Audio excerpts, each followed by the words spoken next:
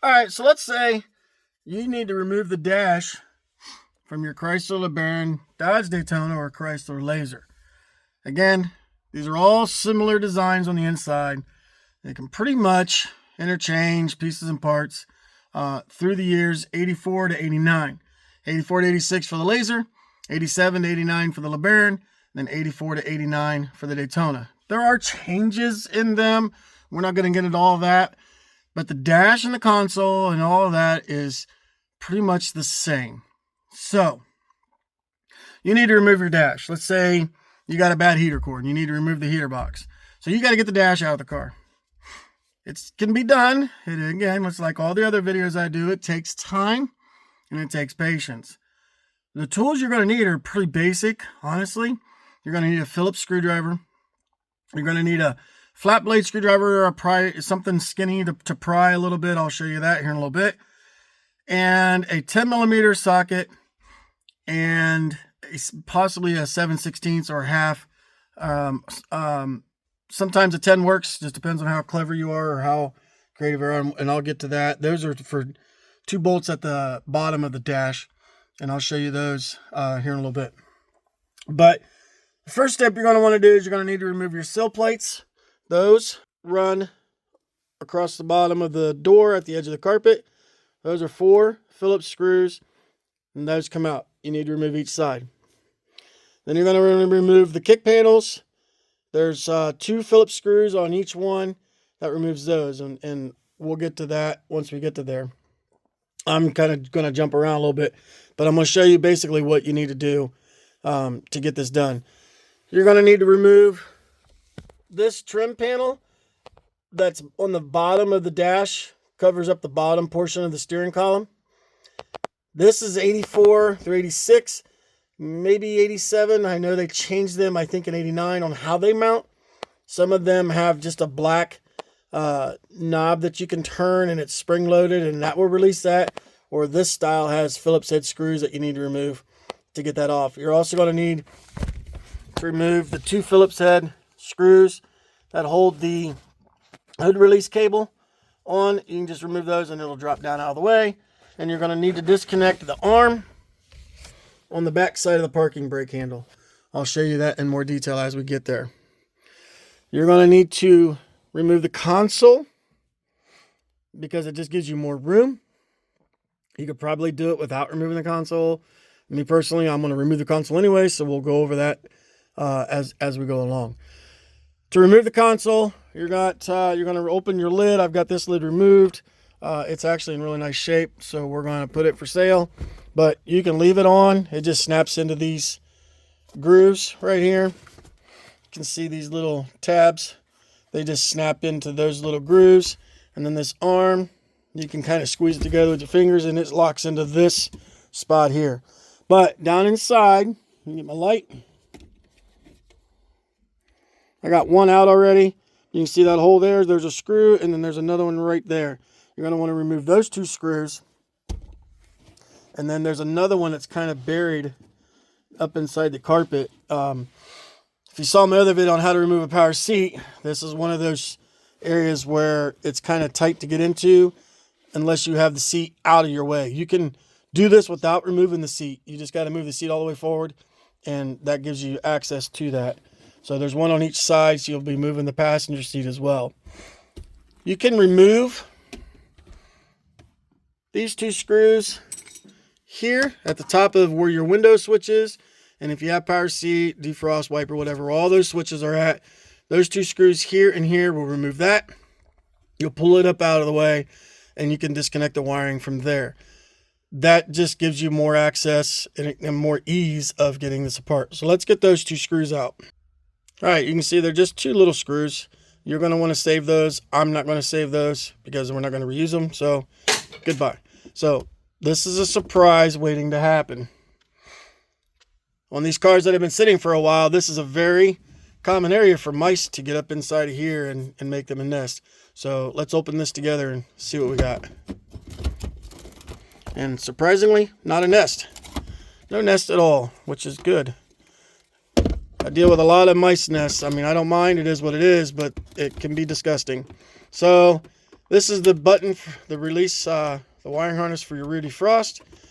And then, so under the rear defrost wires, there's a little tab right here. You push that in and that'll pop out of place. To get the power seat unhooked, you can use a small flat blade screwdriver and get in here and work this gray part, and then that will slip that off. There are little tiny fingers. It's hard to hold the camera and show this at the same time, so I apologize, it's jumping all around. But you look, there's a little tiny finger right there at the end of the screwdriver.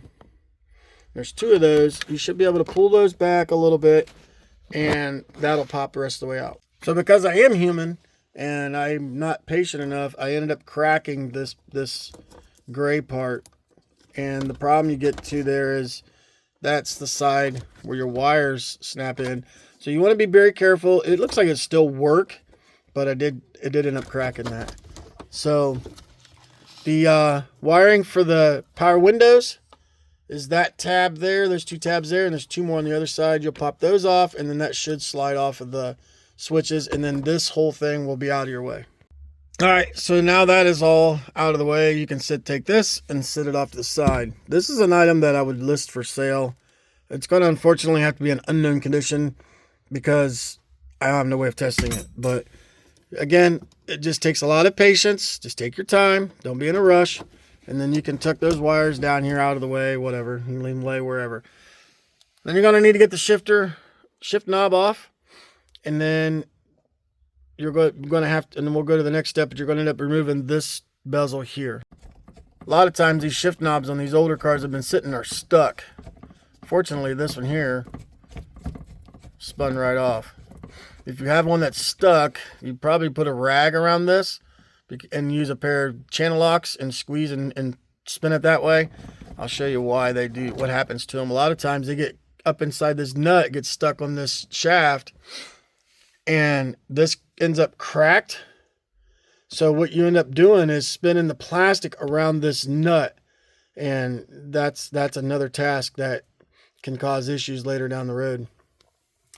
Could cause you issues right now too, actually, believe it or not, because if that's what's going on, you may end up having to break this apart just to get that nut off. And man, finding these knobs anymore, it's getting harder and harder to find. So keep that in mind when you're doing this, and hopefully yours, comes apart easily like this one did. All right, so this one here, the screws are already gone. I didn't remove them, they were already out. But you got one here and one way down here, and then this piece should just pop. This piece here should just pop right out, and you can take it and sit it off to the side because you're done with it for now. And you got these little side bezels here, these pieces here that run along the side of the dash or the side of the console. There's going to be a screw down there and then another one right here. On each side, you got this one here and this one here down here. This one's already gone, so we'll remove this screw and get that out of the way. We should just unscrew, and then it slides right out. So let's get that. Okay, got those out of the way. You can do this part one of two ways. I always take these cup holders out and the heater controls out before I remove this big black panel that everything mounts to, just because it makes it easier for me. You can probably leave those attached, but it is attached down at the bottom and it's kind of hidden. So that's your call on that. I'll try to show the steps on removing that once we get the heater controls out and the storage bin out. To remove the cup holder, you're going to have this screw, the screw at the top and one on the right, and this one here way down inside this center hole here. The screwdriver I have on there right now is already in the hole, in the screw, so it's ready to start turning. I wanted to show you where that was at. It's centrally located up inside this little hole right in here. And you just got a long screwdriver and just feel your way around until you get it locked in, and then it should come out pretty easily. So we'll remove those 4 screws, and then the storage bin is out. All right, we got those 4 screws out, and the storage bin / cup holder is out. So the console, finish that. There's 2 more screws at the very front here. Now that everything's out of the way, you can get to those. You're going to need to remove the radio as well. Unfortunately, this car doesn't have a radio. But you're going to have one bolt there and one down on the lower left corner. I think they're 3/8 or 10 millimeter. It depends. I've seen both sizes. So you can remove those 2 bolts, slide the radio out, unplug everything, set it off to the side, and then go on to the next step. The next step we're going to show you after the console is going to be the heater controls. This is probably the trickiest part, and I'll explain why here in a little bit once we get that far. But right now, let's finish the console and get it out of the way. Another part on these cars that have the pull-up reverse lockout ring, it's going to be hard to zoom in on this, and I'm going to try. That little nut right here on the top, you're going to need to remove that little nut. You just pull it up and undo that nut, and then this should slide out. And that little nut was a 9/32, and then like I said, that allows that to slip out. You're going to want to save that little nut, so don't be losing it, because you're going to need it to put it back together. Alright, so I'm going to apologize. These are not screws. These are actually rivets that hold the carpet to the console. So you don't have to worry about that. All you got to do is remove the 2 screws in the back, 2 screws in the front, the switch panel, and the shift knob, and then it'll raise up. So I apologize. Once you get it this far, you're going to have to go up underneath the console and disconnect the wires for the cigarette lighter. Should just be a couple little wires, and then the console is out of the way. And just like that, the console is gone. These are the two of the wires that go to the cigarette lighter, and then you got the light for the ashtray. These just snap off, and this here you just kind of wiggle a little bit and it'll come apart.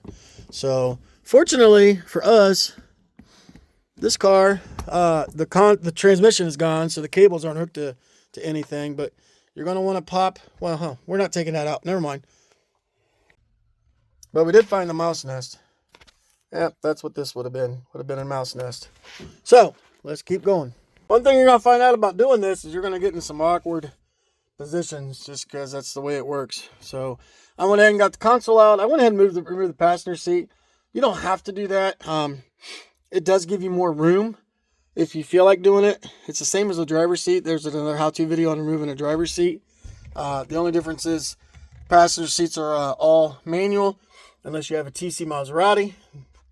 But it's pretty simple to remove that. So you can just follow the same steps in that how-to video, and you can remove that seat as well. So the next is going to be the climate control, the heater controls. If you have a digital and automatic temperature controls, it's going to be a little bit different. But if you have the manuals, which most of these have, then it's going to be that screw, and then this whole thing will slide out a little bit. It's not going to slide out very far, and I'll show you why. Again, I apologize for the camera work. I'm not a camera guy, but trying to hold the camera and talk to you and keep everything going and without falling down inside this car, and it's pretty awkward. So, but anyways, if you have an 87 to 89 Daytona or LeBaron, this can get gunky because the headlight control module sits up on the dash.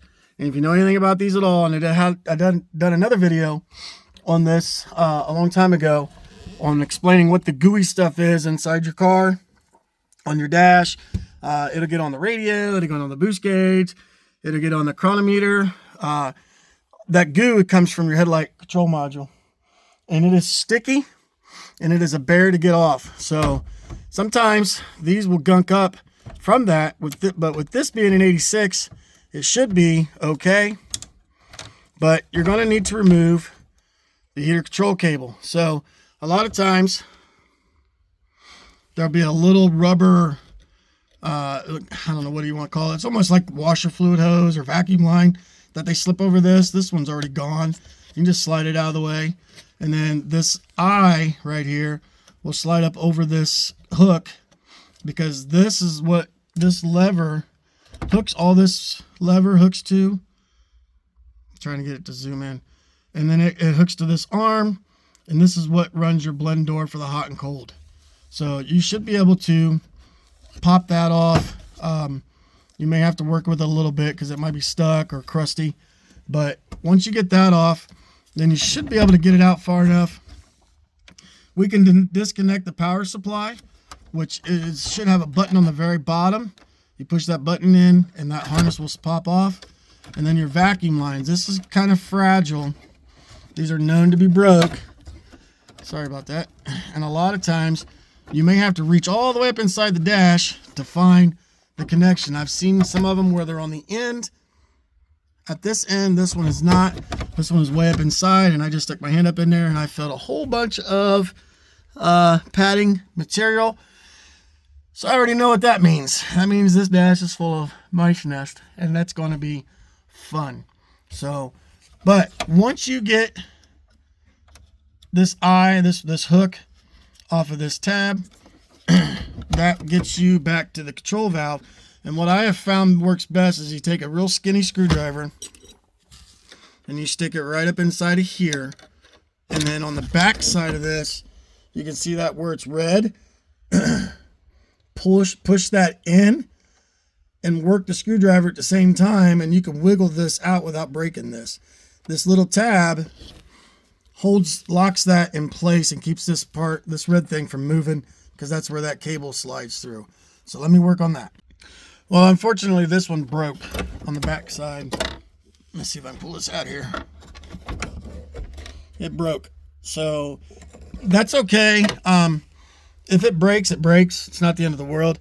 What I would recommend probably doing is put a little dab of glue down in here, and when you snap that back in place, and then maybe running a zip tie around here just to hold it. It's not under a ton of pressure, but it is under some when you move it. If your slide is working properly and your cable is good, you shouldn't have any issues. This slide's a little sticky, and then of course it's covered in lovely mouse droppings, but you know, we can clean that up. So let's get the power supply unhooked, and then I'll reach in there and I'll show you the vacuum lines. Okay, we got the power supply undone. I got the vacuum lines unhooked, and this is where I'm saying you got to reach up in there and disconnect this. But you could be careful, because these are fragile too. This is, you know, keep in mind, this is all old plastic, and these fingers that snap it, there's another side that receives these fingers on the other end. I'll show you that once we get the dash out. But these fingers are known for breaking off, and these are you can't buy these anymore. So most people that end up buying these heater controls off of, this is probably why, because they need this part. It's not that the heater control itself is bad. It is just vacuum line. It's color coded for a reason. Each one of these colors runs to a different section of the heater controls, the heater box, and I'll try to get into that once we get that far. But for now, set that off to the side, and we'll move on to the next part. So the next part is going to be this plastic, I don't know what you want to call it, receptacle, whatever. This is where everything mounts to. And I get my light so I can show you. It is held on by a screw up there, another one here, and then there's these two bolts down, or nuts down here. I don't remember if we have to remove those two screws, but you may have to. If you remove those two nuts and it's still tight, it still locks in, then remove those two screws and you may be able to get it out that way. Don't think there's any more. I think it's just, no, I'm wrong. There's two sunken way back in the back. If you look at the side, you got like a channel right here. There's one on each side. So there's 4 screws and those 2 nuts, and that should come out. All right, so you didn't have to remove those screws. This whole thing comes apart. You're gonna have some wires that are just kind of held into place. They snapped them into here, so you're gonna pop those out of their holders. And then this piece, maybe it's stuck. They can be a bear. So just work those out until you get them out, and then this thing here will be out of the way that way. All right, so this is what you're looking at now. This never mind this hot mess of wires. That's the radio wires, and obviously somebody's been in here and finagled with it. I don't know what they've done, so we're just gonna ignore that. Pretend that doesn't exist. So, ooh, Tic Tacs. Look at here. Darn, none left. Oh well. But this is where you'll find some goodies. Never know what you're going to find down inside here. Got a lighter. It actually works. So we'll toss that aside. And a penny. And then the screws that we've done. So the screws, speaking of the screws, all these screws that hold all of this together are pretty much the same. They're all just little, black screws. I don't see any more currently. I just toss them. So anyway, here, just a little black screw. get you one of those magnetic trays and just put them in there. They're universal. So this screw could have held in, you know, any of these parts. So the only ones you're going to find that are specific you'll see will be a different color or longer or different style. But for the most part, 99% of these screws that you're going to see us removing in this are all the same. So you don't have to worry about having, you know, screws for the dash bezel or screws for the radio bezel. They're all the same. So the one, except for the two for the radio trim bezel, they are a little different. They don't have that washer type head. They are more just round. I don't have any because they were already gone. But you'll see, like this has got like a washer type head on it. The two that were on the very bottom that were already removed at the front part of the console, the lower part of the heater control cover, radio cover, those are not, they don't have this washer. They're just more of a rounded style screw. So make sure you keep those separate. But the rest of these are all the same. With the exception, you're going to run into like your sill plate screws are really long. And then the kick panel screws should be chrome or silver. They're going to be longer as well. So I would keep those with those parts that are related to what you pull. But the rest of this stuff, all these screws that you really don't see once it's all put together, they're all universal. So we can, we're going to go to the kick panels next because we're going to have to remove those. We'll do each side and then we'll go on and continue on. Well, fortunately for us, somebody had already removed the screws for the kick panels. So I literally just had to move them out of the way.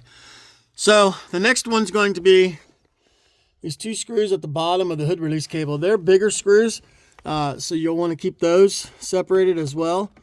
But they should just undo, and then this handle will just lay down out of the way. And you can see somebody's been up in here with some wiring.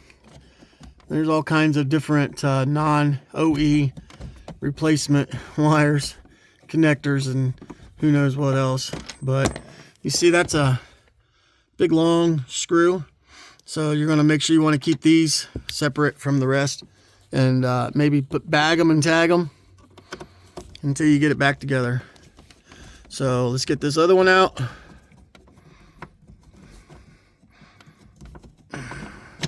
For the most part, they're pretty simple to get out. And then, like I said, that just drops down out of the way. The parking brake rod, parking brake handle rod that goes from the handle down to the mechanical parts. It's got a little plastic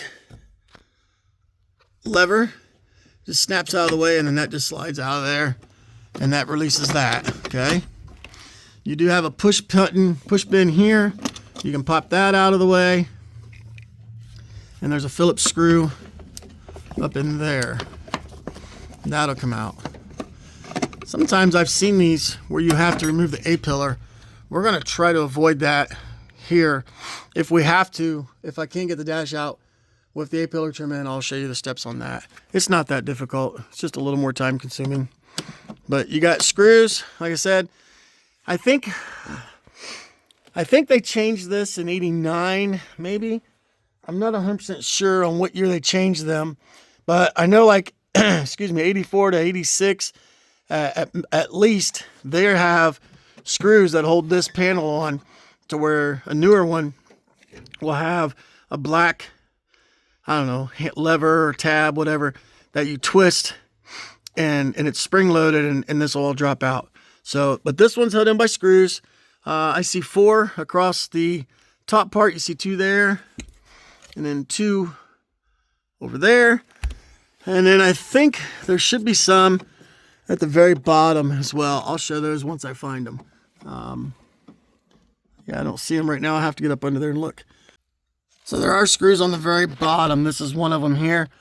And there's that one might be one. I'm going to confirm that here in a minute. I don't think it is, but that may be, or it's right. It's kind of, they're hidden a little bit, so they're kind of difficult to see. So let me get these 5 out and we'll go from there. All right, so it was that screw. That was a screw on that tab out there. So that drops that bezel down and out of the way. So now we're getting into the nitty gritty. Now you're starting to get to where things are going to be more sockets and stuff, but we have some more parts to remove before we get there. We have to get the cluster out, the boost gauge out, and the Traveler or whatever it is you have there. Some of these cars will just have a storage pocket. If you do, then that's cool. You won't have to, well, it'll come out the same way as this does. So that is held in by screws at the bottom of the top of the dash.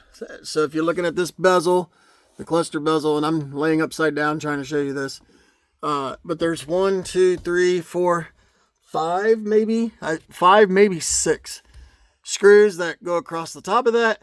Once those are out, it just pops out. It's held in by clips at the bottom. There's no more screws, just what's on the top. Okay, that is out. There's 1, 2, 3, 4, 5 screws. And if you look, these little tabs, whatever you want to call them, they are what holds the bottom part in. So then you can go to the boost gauge. And the boost gauge should have 4 screws. One down below there. It's hard to see it. I know, I'm sorry. And then 2 over here. And then 1 at the top. The bottom one out of those 2. And then the boost gauge will come out. And then the top one of those 2. And then that one. And this one here kind of tucked back in there. We'll remove the chronometer. Those are just plugs. Each one has its own plug. So once you get them screws out, you'll be able to unplug them, disconnect the vacuum line for the boost gauge, and those will be out of the way, and then we'll move on to the cluster. All right, so I got the chronometer. Again, the 4 screws, 1, 2, 3, and 4. Got that out, and it just plugs into here. You just pry this little tab right here out a little bit, and that harness will slide out. And we got the boost gauge out. And again, 1, 2, 3, 4 screws. Big harness here just slips on, it just slides off, and then you got your vacuum hose. So now you've got an empty section in your dash. Now we're going to go to the cluster, and you've got, it's hard to get this with a little light, but you got a screw there, 2, number 3, and number 4 is down behind the headlight switch. So you can remove the headlight switch, just for ease of getting the wires undone, or you can leave it in and reach up and fight to get them out. I typically remove the headlight switch, and then again, I can remove the wires a lot simpler. And that is 1 screw and 2 screws. Typically, well, there's a 3rd one up there. So you have 2 on the top and 1 on the bottom. So let's get all that out next. All right, now you can see we got the driver's side done, the fuse panel's unhooked, and all the wires in the center are unhooked. There is one more back behind the glove box. You can see that black box. You can unplug it laying here like this. Now we got to remove all of these. So this is the same as before. You push your little screwdriver and pull that little tab out a little bit and wiggle the wire and it'll come out. Pull the wire by the plug, not by the wire itself. You don't want the wire coming out of the plug. We disconnected the blower resistor and the condenser wire. This is the condensers that keep the radio static from, or the blower motor whine from coming through the radio. You got your antenna wire that runs across. You can get that out of the way. But then, like I said, the next step is going to be, let's unplug all these.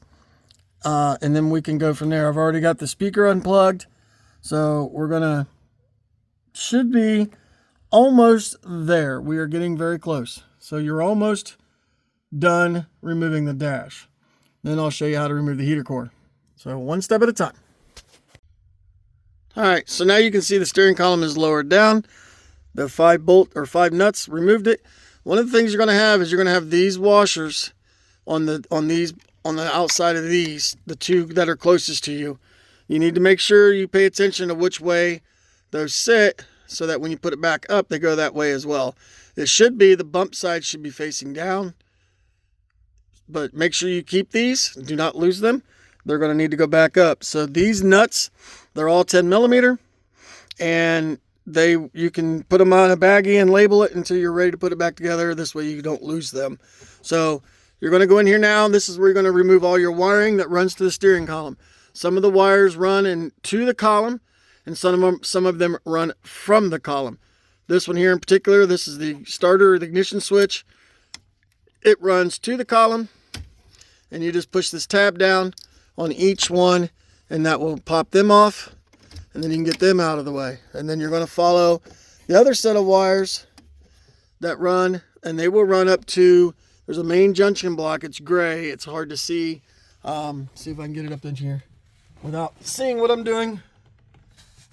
If you look, it's right up in here. I don't know if you can see it or not, but anyways, it's a gray box that all these wires go into. What I have found easiest is take a small flat blade screwdriver, and on the ends of each one of those plugs is a tab that you can push out with your screwdriver a little bit. And if you can get it started on one end, go to the other end and do the same, and then it'll work its way out. Sometimes you have to fight with them a little more than others, but they will come out. Just be careful not to pry too hard, because you do not want to break the little tabs that hold it in place, because that's what locks it in once you put it back together. So I'm going to go ahead and do that, and then I'll show you a more in-depth video on that part. All right, so we got those all unplugged. There was one more on this side here that I forgot to point out earlier. Same thing, it just has a little tab. Just pull it out a little bit and it'll work itself out. So these are the wires. It actually was this one, no, it was the other one. But anyways, these are the wires. These big black ends are the ones that stay in the car. Okay, and then these smaller ones, these are the ones that go up into the gray box. That little gray one there, this black one here, this gray one here, and then this black one here. Those all snap up into that gray box. You can see all the empty cavities. That's where it come from. This car, these wires, I don't know what they go to, but they ran up into the ignition column or the steering column, and they ran over to that rat's nest of a wiring thing. They were snapped into these blue solderless connectors. Hopefully you don't have that, so that shouldn't be an issue for you. So for us, we're going to go ahead and remove the column and set it out of the way. We're done with it. This car, we can steer it by, using our legs and arms and whatever to get it on the trailer. So we'll pull the column out, and then we'll get up in here and get to the cluster. And just like that, the cluster or the steering column is gone. It's laying outside the car. We're not going to worry about it no more. We're going to go back to the cluster. And again, getting up in here, it's kind of tricky. You can put your hands up in there, and it's really difficult to see. It's hard to get a picture of it even. But if you look, there's a gray plug right there. That is one of the plugs you're going to need to remove. And then behind it is a speedometer cable plug. Normally these things will slide out far enough that you can reach in behind them, but this one seems to be stuck. And like I said, you may run into that issue. So at least you know what you're looking for. And there should be, I believe, another gray. Depending on the year, I've seen them where they're red and blue. This one appears, I can see it from here. It's really hard to see. You'll never see it with the camera. The second plug. So let's work on getting those unplugged so we can get this cluster out and then go on to the next step.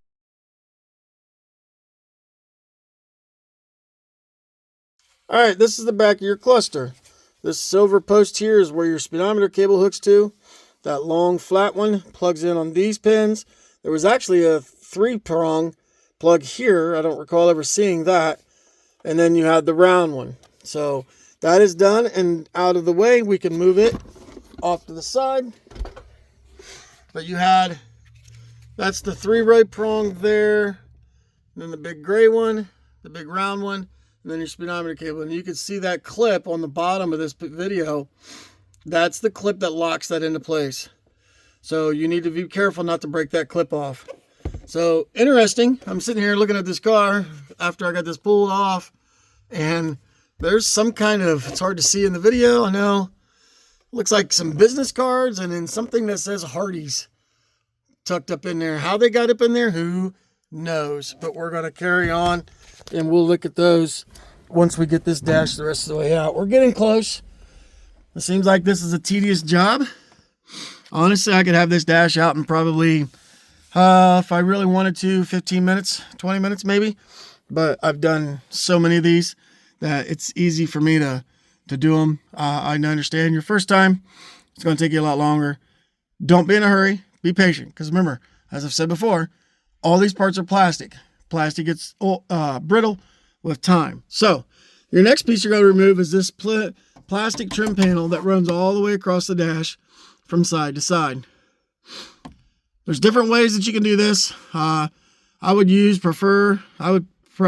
probably use a plastic pry tool if I was planning on keeping it.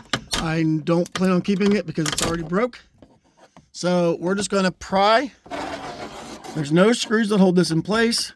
It's held in with just clips. And with our dashboard, it's already cracked. You can see the crack right there, so it's no good anyways. You're probably going to want to take this a little more gentle than I'm going to, but I'm just trying to get it removed. So we got one side clip popped out. Go over here. That'd be one on the outer edge. It popped out. We'll come back here about just to the left of the center. Another one in the far edge, and then that is loose, and it just slides right out. And you can see it's these clips there that hold it in place. And there's one here, and the other one that would have been went here, stayed up inside. It didn't come out. So we're not keeping that. We're going to get rid of it. So next, this is where hopefully you don't have any issues. I have seen where these have been broke. If you look, this one's already broke. You can see where it's cracked. These cracked. This is your upper mounting bolts. There's 4 of them across this dash. There's one here, one more towards the center, one just on the other side of it, and then another one down in there. These are known to break. Again, it's plastic. It's sitting out in the sun, so it's easy for them to break off, and I don't know how to fix them. I don't know if you can use a good plastic glue maybe to help hold it together. Hopefully yours are not broke, but I have removed them where they were all broke. I've removed them where like this one looks like only one is broke for now. We'll find out more once we get to removing them. And then I've seen them where none were broke. So it just depends. Your climate's going to make a big difference as well. So and how your car was stored. This car sat out in the field for, I don't know, 3, 4, 5 years. So obviously the sun was beating down on it every single day. So that's probably part of the reason why it's cracked the way it is. If you're in the southern region of the country, or, Texas, Arizona, yours are probably going to be cracked as well. So those are, I believe they're 10 millimeter bolts. I will confirm. Hang on.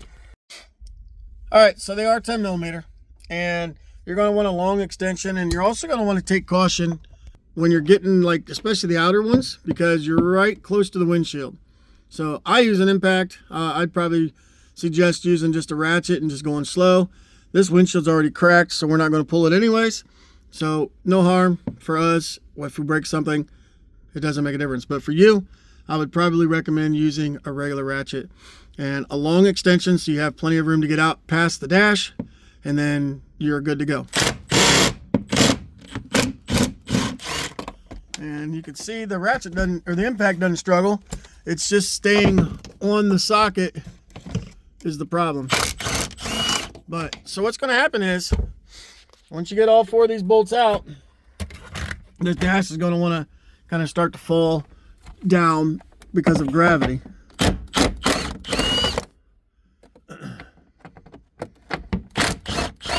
So now you can see this dash is loose. Okay, so remember way back in the beginning of the video, I said you may need a 10 millimeter or a 7/16.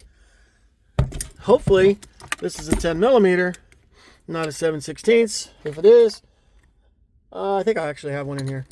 So I took my own advice. You're going to have a bolt on this part there, and if you go to the passenger side, it's right above where the logic module will be on a pre-89 car, but it's right there at the bottom of the dash. You're going to need to remove those 2 bolts, and then this whole dash will literally be able to lay on the ground.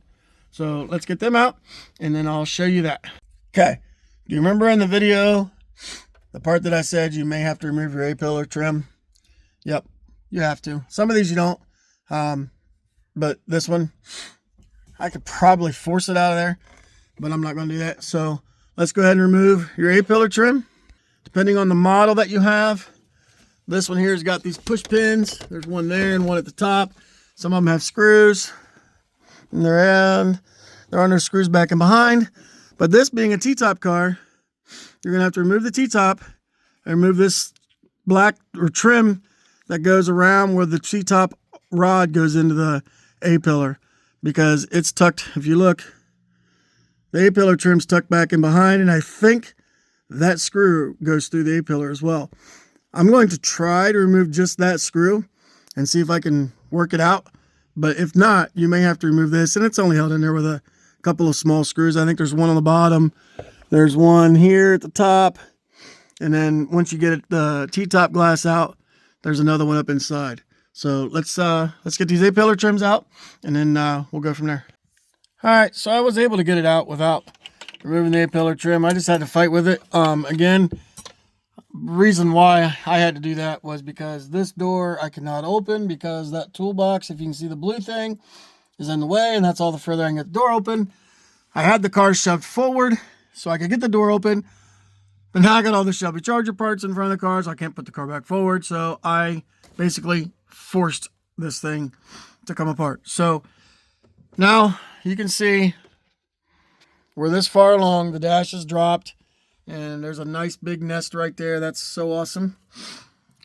So the next problem you're going to run into is now you need to get all the wires away from the dash so you can get this thing completely out. This is another one of those where it takes time. I'm not going to be as gentle as I recommend, because again, I'm not keeping this dash, but for your sake, I will try to do my best at explaining how to do this. And quite honestly, I recommend you don't have to do what I'm showing you, but this is to give you an idea of what you're dealing with. As long as you can find a way to get the wires out and everything there removed, however works for you is what works. So normally I will remove this tube that runs up to the windshield defrost or the side window defrost, and then I will remove this screw to loosen this duct out of the way that feeds the driver's side vent, dash vent, and they're snapped together back in here, but it's attached at the dash. You're going to want to remove your wiring from your blower motor resistor, and then from your is that a condenser, whatever that's called, I don't remember. I'm drawing a blank. So you're going to remove, want to unplug all of that. You've got wires. So all these wires feed across. If you look, all of them feed down and behind, and they're held on with these little, it's hard to see and it's hard for me to get a picture of it. A circle locking loop, so it locks into itself. So you can just pop that and then the wires will pull out of there. But you have to get everything unplugged.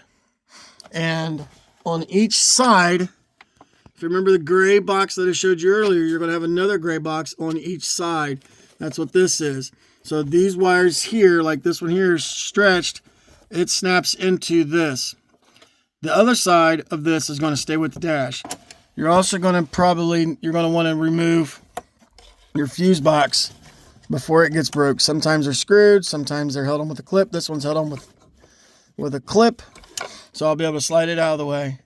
So like I said, once you get this far, from here on out, it's going to be, we just got to figure out what's going to work best for you. But the dash is loose. I'll show you some more steps, and I'll show you what works for me, and we'll go from there. So I do unscrew the outboard dash speakers, and again, this is just to get rid of some wires. They just got these two little wires. It's one plug. There's actually 4 wires. So it just plugs into the back of the speaker. Got to get that out of the way. And then remove this screw And that should loosen that. There, gets that out of the way. But you can actually undo it here if you wanted to, or you can come up here and undo it from there. It should just be a slip-on. Yeah, see, it just slips on. So you can do that too if you want, and keep it attached to the dash. That would work as well. To remove this duct, there's screws on the back side, and they're kind of, the one, if I remember right, is tricky to get to. The one you can see at the end of the screwdriver, if I can get some light in there for you. I have tried in an Omni to just undo everything and slide it out. What you'll find out is once you get up into the center, this piece of dash, or the defrost vent, kind of blocks everything from coming all the way through, and it just makes it a lot easier if you can get it all out of the way. And you can actually remove these 4 screws, 1, 2, 3, 4, and that should pop all out. So let's remove those real quick.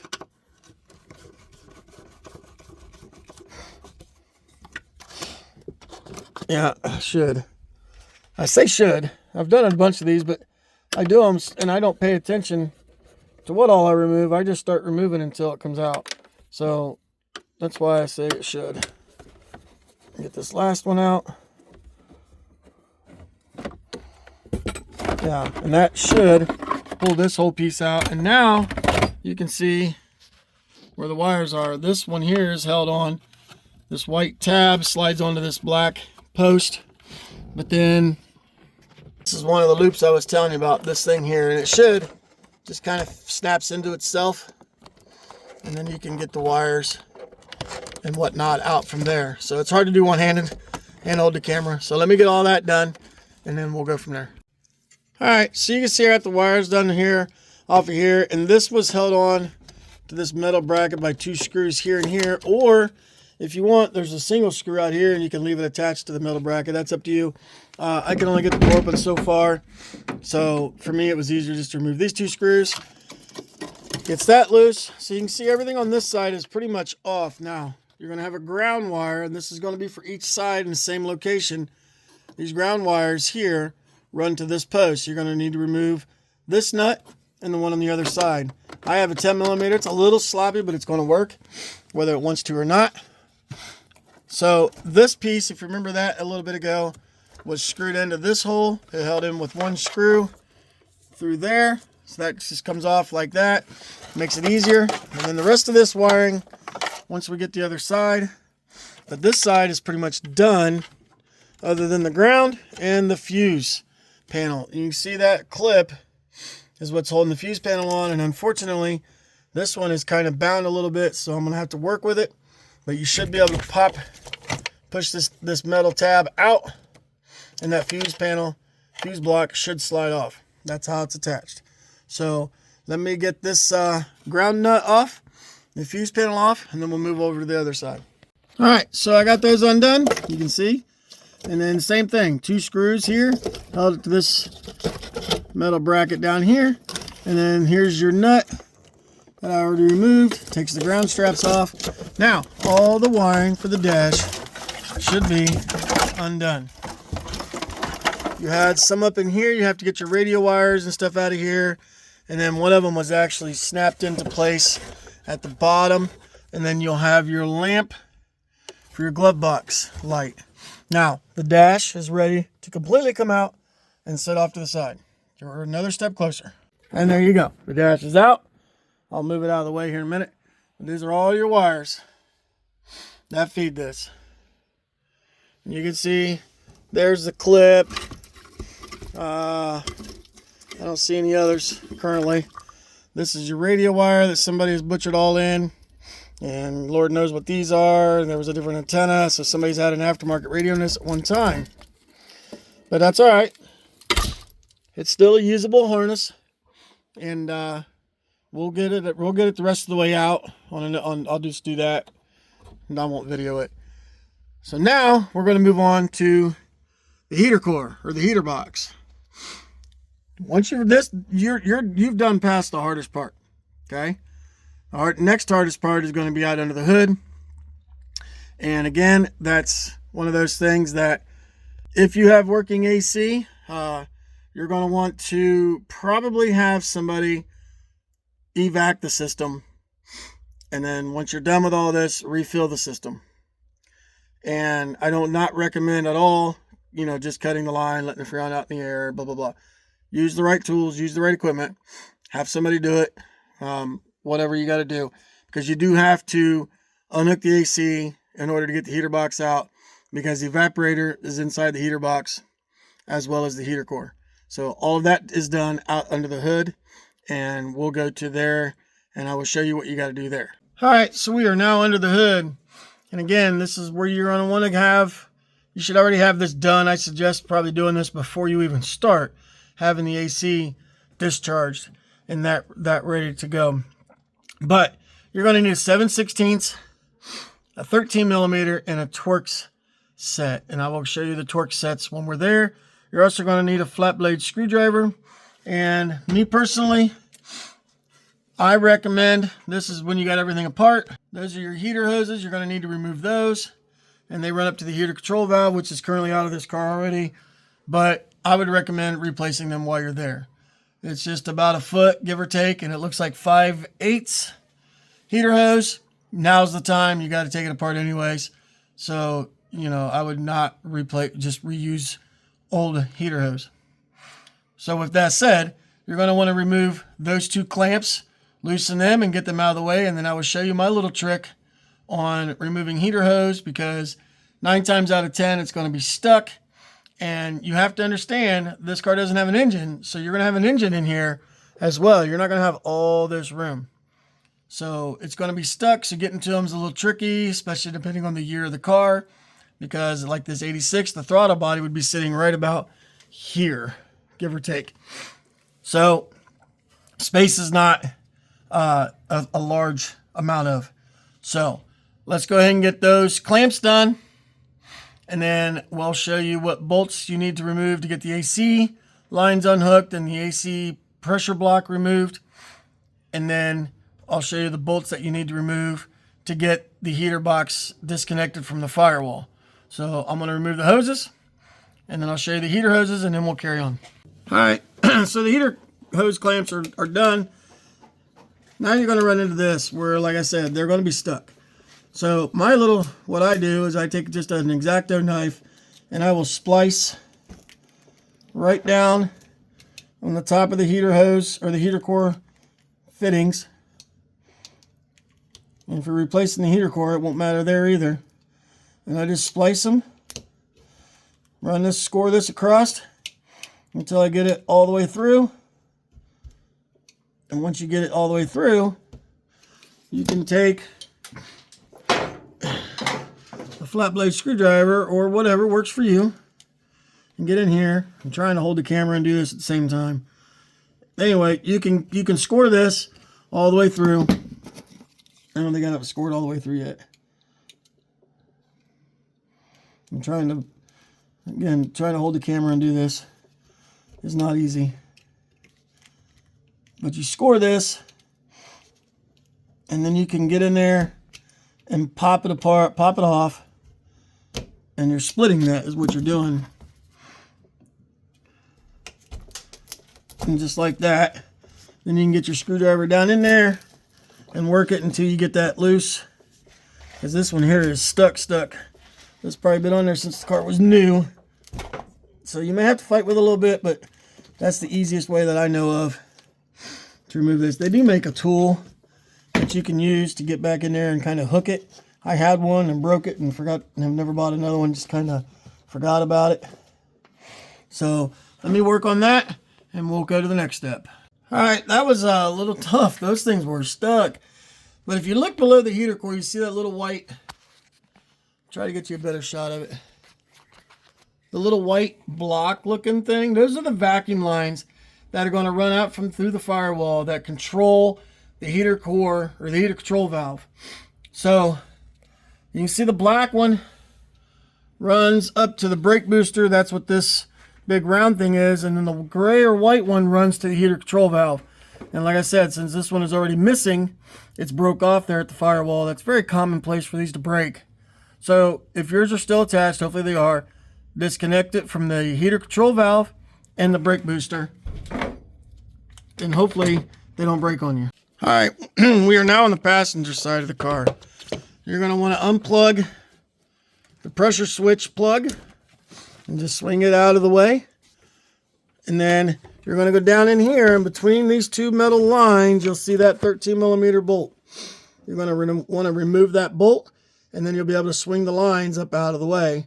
And then behind there are 2 Torx bits. That's where you're going to need to remove those 2 Torx bits, and that will remove the pressure block. And then you're done on this side, and then you can actually remove the bolts that hold the heater core to the firewall. All right, so those are T30s. You can see the one there and one there. This is the top of the block here. Remove those, and that block comes out of the way. And now you have that. So your next step is going to be 7/16 socket. That's a 13. I grabbed the wrong one. I have one over here. Grab that. And you're going to need to remove the nut on that long post there, that one there. There's another one hidden by these wires over here. I'll show you that when we get over there. You're going to need to remove those bolts, and that is what's going to be holding the heater core to the firewall. And then there's another one inside, and I'll show you that one when we get back inside. So let's go ahead and get those out. They are 7/16, and then the heater core should start to drop. And there was the fourth one, was the one I missed. I thought there was another one. I just didn't know exactly where, but I found it. Now we should be able to go inside the car, and the heater box should be loose. We're going to need one more bolt removed. And if I remember right, it's a 10mm, and I'll show you that. Let's go in there and look at that. So you can do this one of 2 ways. You can remove that little one there, which I believe is an 8mm, or you can remove that one there, which is a 7/16. And once you remove that, this heater box should drop down. So let's get that out of there. You may have to work this a little bit to get everything out, but it should. Yep, there it drops. And that is your heater core out of the car. Now, you're going to have to remove a lot of things to get to the heater core and all that. I'm not going to do that in this video. I will do another video because I think this one here has already been long enough. So let's finish this one here with that. If you have any questions, you got any other how-tos that you want me to do? I'm trying to clean up, turn off my light, sorry. Any other how-to videos you want me to do, don't hesitate to reach out and ask. I don't mind doing this. This is what we do here. It's just time consuming. But hopefully that helps you, guide you in being able to get your, sorry, I'm out of breath, heater core out and dash removed. Putting it back together is just the reverse steps. Again, have a lot of patience. You can do it. The hardest part and most complicated part, in my opinion, is going to be the AC. Getting it drawn out and recharged. So, you know, if that's what your plan is, then now is the time to go ahead and replace all your seals and everything else. Replace your dryer, whatever else your shop recommends. So I appreciate you following along. This was a long video, probably one of the longest ones I've done. But like I said, hopefully it helps get you squared away and get you started on doing your own repairs. So again, thanks for watching, and I hope you have a great day. We'll catch you on the next one.